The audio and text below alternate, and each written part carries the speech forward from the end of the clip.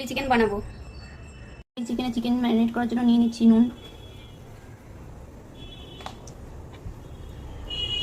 আদা পেস্ট, রসুনের পেস্ট, কিছুটা গোলমরিচ পাউডার, সয়া সস আর পাতিলেবুর রস। এই দিয়ে ম্যারিনেট করে আমি চিকেনটাকে 30 থেকে 40 মিনিট রেখে দেবো।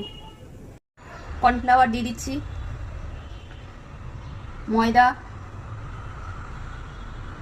কর্নফ্লাওয়ার দিয়ে সামান্য জল দিয়ে চিকেনটাকে আমি মেখে নিচ্ছি।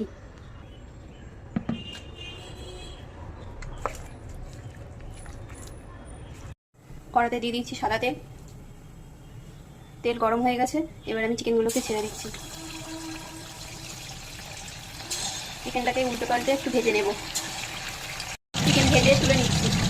ওই তেলে ডুমো করে রাখা পেঁয়াজ কেটে রেখেছিলাম দিয়ে দিচ্ছি। দিয়ে দিলাম ক্যাপসিকাম, এগুলোকে একটু সামান্য ভেজে নিচ্ছি। দিয়ে দিচ্ছি আদা পেস্ট, রসুনের পেস্ট, লাল লঙ্কার গুঁড়ো, কাশ্মীরি লঙ্কা গুঁড়ো,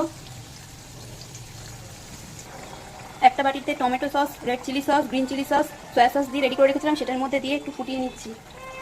এবার দিয়ে রাখছি ভেজে রাখা চিকেনগুলো।